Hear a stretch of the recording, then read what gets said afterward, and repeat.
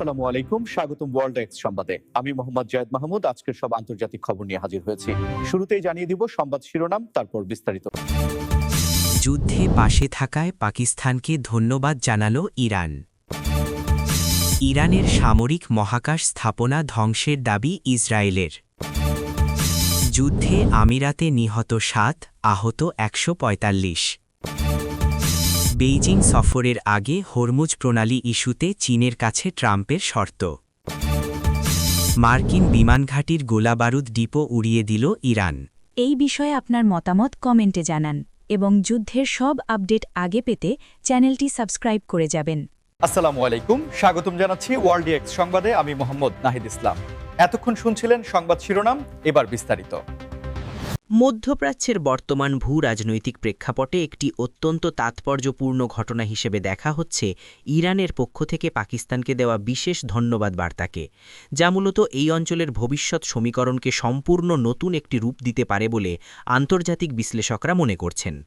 কারণ সাম্প্রতিক সময়ে চলমান বিভিন্ন আঞ্চলিক উত্তেজনার মাঝে যখন ইরান আন্তর্জাতিক মহলে নানা ধরনের চাপের সম্মুখীন হচ্ছিল, ঠিক সেই মুহূর্তে প্রতিবেশী রাষ্ট্র পাকিস্তানের নীরব অথচ অত্যন্ত গুরুত্বপূর্ণ কৌশলগত সমর্থন তেহরানের জন্য একটি বড় ধরনের স্বস্তির কারণ হয়ে দাঁড়িয়েছে।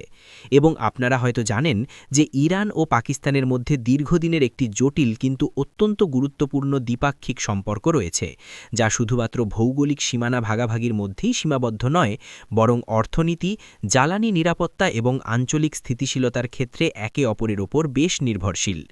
বিশেষ করে যখন আমরা দেখি যে ইরান পাকিস্তান গ্যাস পাইপলাইন প্রকল্পের মতো বড় অর্থনৈতিক উদ্যোগগুলো এই দুই দেশের সম্পর্ককে কতটা গভীরভাবে প্রভাবিত করে, ঠিক সেই জায়গায় দাঁড়িয়ে চলমান এই আন্তর্জাতিক টানাপড়নের সময় পাকিস্তানের মতো একটি শক্তিশালী সামরিক ও কৌশলগত অবস্থান সম্পন্ন দেশের পাশে থাকাটা ইরানের জন্য শুধুমাত্র কূটনৈতিক বিজয় নয়, বরং এটি তাদের মনস্তাত্ত্বিক শক্তিও বহুগুণ বাড়িয়ে দিয়েছে, যার ফলশ্রুতিতে ইরানের শীর্ষ পর্যায়ের কর্মকর্তারা অত্যন্ত প্রকাশ্যে এবং আনুষ্ঠানিকভাবে ইসলামাবাদকে তাদের এই অবিচল বন্ধুত্বের জন্য ধন্যবাদ জ্ঞাপন করেছেন, যা বিশ্ব গণমাধ্যমে ব্যাপক আলোচনার জন্ম দিয়েছে। এবং অনেক বিশ্লেষক মনে করছেন যে এই ঘটনাটি দক্ষিণ এশিয়া এবং মধ্যপ্রাচ্যের দেশগুলোর মধ্যে নতুন একটি জোট বা ব্লক তৈরির ইঙ্গিত দিচ্ছে, যেখানে পারস্পরিক স্বার্থ এবং নিরাপত্তের বিষয়টি সবচেয়ে বেশি অগ্রাধিকার পাবে। তবে এই বন্ধুত্বের প্রভাব শুধুমাত্র এই দুই দেশের মধ্যেই সীমাবদ্ধ থাকবে না, বরং এটি ভারত, চীন এবং মার্কিন যুক্তরাষ্ট্রের মতো পরাশক্তিগুলোর বৈদেশিক নীতিতেও একটি বড় ধরনের প্রভাব ফেলতে পারে।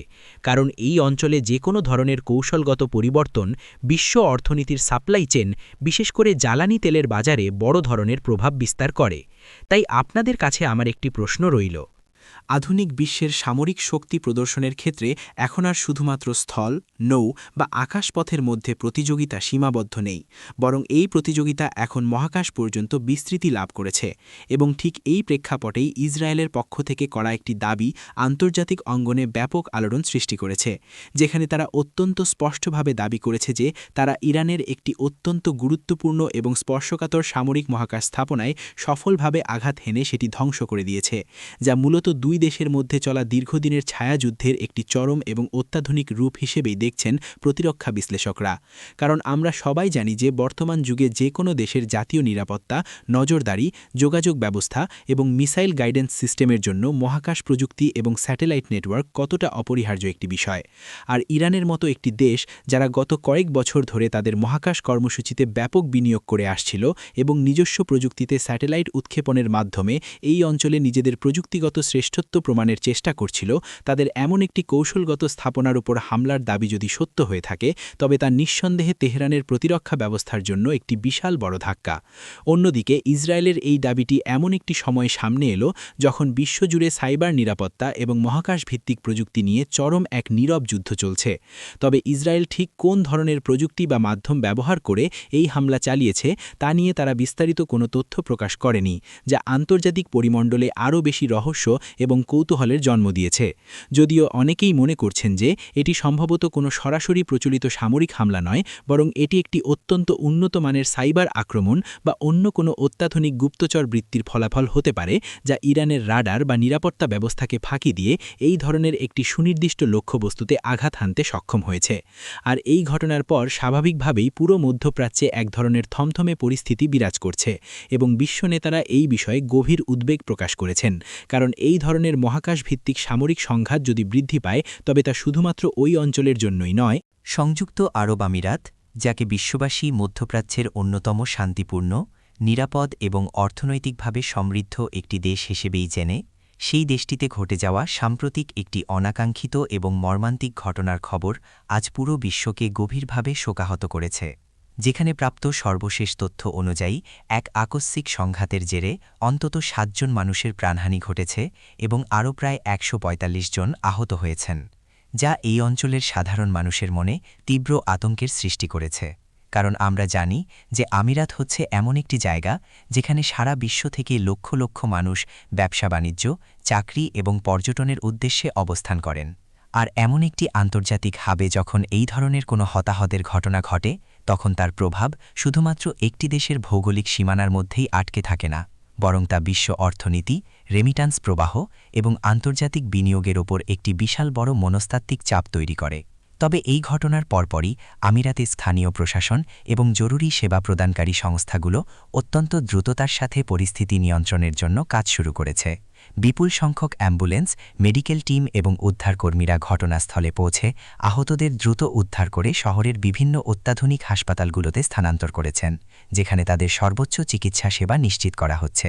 এবং স্থানীয় সরকার অত্যন্ত স্পষ্টভাবে সাধারণ জনগণ এবং প্রবাসী নাগরিকদের শান্ত থাকার আহ্বান জানিয়েছে। পাশাপাশি তারা এই আশ্বাসও প্রদান করেছে যে দেশের অভ্যন্তরীণ নিরাপত্তা ব্যবস্থা সম্পূর্ণভাবে সুরক্ষিত রয়েছে এবং এই ঘটনার পেছনের মূল কারণগুলো অত্যন্ত গভীরভাবে তদন্ত করে দেখা হচ্ছে। অন্যদিকে আন্তর্জাতিক সম্প্রদায়ও এই ঘটনার পর আমিরাতের প্রতি তাদের গভীর সমবেদনা এবং পূর্ণ সমর্থন ব্যক্ত করেছে, কারণ বিশ্বের অন্যতম প্রধান জ্বালানি সরবরাহকারী এবং অর্থনৈতিক কেন্দ্র হিসেবে আমিরাতের স্থিতিশীলতা সমগ্র বিশ্বের জন্যই অত্যন্ত গুরুত্বপূর্ণ।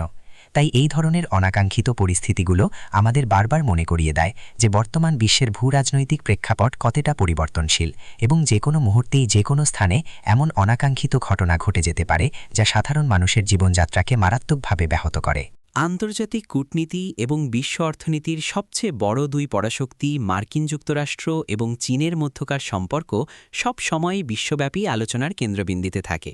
আর এবার যুক্তরাষ্ট্রের সাবেক প্রেসিডেন্ট ডোনাল্ড ট্রাম্পের আসন্ন বেইজিং সফরের আগে তার দেওয়া একটি বিশেষ শর্ত আন্তর্জাতিক মহলে নতুন করে ব্যাপক আলোচনার জন্ম দিয়েছে, যেখানে তিনি অত্যন্ত স্পষ্টভাবে হরমুজ প্রণালীর নিরাপত্তার বিষয়টি চীনের কাছে উত্থাপন করেছেন, যা মূলত বর্তমান বিশ্ব অর্থনীতির অন্যতম প্রধান স্নায়ুকেন্দ্র হিসেবে পরিচিত। কারণ আপনারা হয়তো অনেকেই জানেন যে হরমুজ প্রণালী হচ্ছে মধ্যপ্রাচ্যের এমন একটি অত্যন্ত সরু কিন্তু কৌশলগত জলপথ, যার মধ্য দিয়ে প্রতিদিন বিশ্বের মোট উৎপাদিত জ্বালানি তেলের প্রায় 1/5 পরিবাহিত হয় এবং এই পথটি এশিয়া, ইউরোপ এবং আমেরিকার শক্তি নিরাপত্তার জন্য লাইফলাইন হিসেবে কাজ করে। ট্রাম্প তার স্বভাবসুলভ অত্যন্ত দৃঢ় এবং আক্রমণাত্মক কূটনীতিক কৌশলের অংশ হিসেবে বেইজিংকে এই বার্তা দিতে চেয়েছেন যে চীন যেহেতু মধ্যপ্রাচ্য থেকে সবচেয়ে বেশি জ্বালানি তেল আমদানি করে এবং তাদের বিশাল অর্থনীতির চাকা সচল রাখার জন্য এই হরমুজ প্রণালীর ওপর তারা চরমভাবে নির্ভরশীল। তাই এই অঞ্চলের সার্বিক নিরাপত্তা নিশ্চিত করার ক্ষেত্রে চীনকে এখন থেকে আরও বড় এবং সক্রিয় ভূমিকা পালন করতে হবে এবং শুধুমাত্র মার্কিন যুক্তরাষ্ট্রের উপর সামরিক ও নিরাপত্তা সংক্রান্ত নির্ভরতা দিয়ে এই সমস্যার সমাধান দীর্ঘমেয়াদে সম্ভব নয়। বিশ্লেষকরা মনে করছেন যে ট্রাম্পের এই শর্তের পেছনে একটি বিশাল বড় অর্থনৈতিক হিসাব নিকাশ কাজ করছে। তিনি মূলত চাইছেন যে যুক্তরাষ্ট্র যেন একা এই অঞ্চলে নিরাপত্তার জন্য বিলিয়ন বিলিয়ন ডলার ব্যয় না করে, বরং চীনকেও এই অর্থনৈতিক এবং সামরিক দায়ের একটি বড় অংশ নিতে হবে, যা চীন ও যুক্তরাষ্ট্রের মধ্যকার চলমান বাণিজ্য যুদ্ধ এবং প্রযুক্তিগত প্রতিযোগিতার মধ্যে এক নতুন মাত্রা যোগ করেছে। চীনের পক্ষ থেকে এখনও এই বিষয়ে আনুষ্ঠানিকভাবে খুব কড়া কোনো প্রতিক্রিয়া জানানো না হলেও এটা খুব সহজেই অনুমান করা যায় যে বেইজিংয়ের নীতি নির্ধারকরা ট্রাম্পের এই শর্তকে খুব সহজে মেনে নেবেন না। মধ্যপ্রাচ্যে দীর্ঘকাল ধরে চলে আসা আন্তর্জাতিক শক্তিগুলোর মধ্যে স্নায়ুযুদ্ধ এবং প্রভাব বিস্তারের যে নিরন্তর চেষ্টা, তারই ধারাবাহিকতায় এবার সামনে এসেছে একটি অত্যন্ত চাঞ্চল্যকর খবর, যেখানে বিভিন্ন আন্তর্জাতিক সংবাদমাধ্যমের সূত্র ধরে জানা যাচ্ছে যে ইরানের পক্ষ থেকে মার্কিন যুক্তরাষ্ট্রের একটি অত্যন্ত গুরুত্বপূর্ণ বিমানঘাঁটির গোলাবারুদ ডিপোতে ব্যাপক আঘাত হানা হয়েছে এবং এর ফলে ওই ডিপোটি পুরোপুরি ধ্বংস বা উড়িয়ে দেওয়ার দাবি করা হচ্ছে, যা মূলত এই দুই চির প্রতিদ্বন্দ্বী দেশের মধ্যকার চলমান দীর্ঘ উত্তেজনার পারদকে একেবারে সর্বোচ্চ পর্যায়ে নিয়ে গেছে। কারণ আমরা সবাই জানি যে মধ্যপ্রাচ্যের বিভিন্ন অঞ্চলে মার্কিন যুক্তরাষ্ট্রের বেশ কিছু কৌশলগত সামরিক ঘাঁটি রয়েছে, যেগুলো মূলত ওই অঞ্চলে তাদের সামরিক আধিপত্য বজায় রাখা, সন্ত্রাসবাদ দমন এবং তাদের মিত্র দেশগুলোর নিরাপত্তা নিশ্চিত করার জন্য অত্যন্ত গুরুত্বপূর্ণ ভূমিকা পালন করে থাকে। আর এমন একটি হাই সিকিউরিটি জোনে থাকা গোলাবারুদ ডিপোতে আঘাত হানার অর্থ হল এটি শুধুমাত্র একটি সাধারণ সামরিক ঘটনা নয়, বরং এটি মার্কিন যুক্তরাষ্ট্রের প্রতিরক্ষা ব্যবস্থার জন্য একটি সরাসরি চ্যালেঞ্জ এবং একটি অত্যন্ত স্পষ্ট বার্তা যে ইরান যে কোনো পরিস্থিতিতে নিজেদের সামরিক সক্ষমতা প্রমাণ করতে পিছপা হবে না। যদিও এই ঘটনার ফলে ঠিক কী পরিমাণ আর্থিক ক্ষতি হয়েছে বা কোনো ধরনের মানবিক বিপর্যয় ঘটেছে কিনা সে বিষয়ে এখন পর্যন্ত সম্পূর্ণ নিশ্চিত বা বিস্তারিত কোনো পরিসংখ্যান প্রকাশ করা হয়নি। তবে আন্তর্জাতিক প্রতিরক্ষা বিশ্লেষকরা মনে করছেন যে এই ধরনের ঘটনা বৈশ্বিক স্থিতিশীলতার জন্য চরম হুমকিস্বরূপ, কারণ এর ফলে খুব স্বাভাবিকভাবেই মার্কিন যুক্তরাষ্ট্রের পক্ষ থেকে এর একটি কড়া জবাব বা প্রতিক্রিয়া আসার সম্ভাবনা তৈরি হয়েছে, যা পুরো অঞ্চলটিকে একটি বড় ধরনের অস্থিতিশীলতার দিকে ঠেলে দিতে পারে। এই ঘটনার পরপরই বিশ্ববাজারে জ্বালানি তেলের দামে এক ধরনের অস্থিরতা লক্ষ্য করা যাচ্ছে এবং বিনিয়োগকারীরা তাদের আন্তর্জাতিক ব্যবসা বাণিজ্য নিয়ে বেশ চিন্তিত হয়ে পড়েছেন, কারণ মধ্যপ্রাচ্যের যে কোনো ধরনের অস্থিতিশীলতা সরাসরি গ্লোবাল সাপ্লাই চেইন এবং তেলের দামের ওপর আঘাত হানে, যা শেষ পর্যন্ত বিশ্বের প্রতিটি সাধারণ মানুষের পকেটে প্রভাব ফেলে। এই অত্যন্ত স্পষ্টকাতর পরিস্থিতিটি বর্তমানে জাতিসংঘের মতো আন্তর্জাতিক সংস্থাগুলোর জন্য একটি বড় ধরনের মাথাব্যথার কারণ হয়ে দাঁড়িয়েছে এবং সবাই এখন গভীর মনোযোগের সাথে পর্যবেক্ষণ করছে যে আগামী দিনগুলোতে ওয়াশিংটন এবং তেহরানের রাজনৈতিক ও সামরিক নেতৃত্ব পরিস্থিতি স্বাভাবিক করার জন্য কোনো কূটনৈতিক পদক্ষেপ গ্রহণ করে নাকি এই উত্তেজনা আরও দীর্ঘায়িত হয়।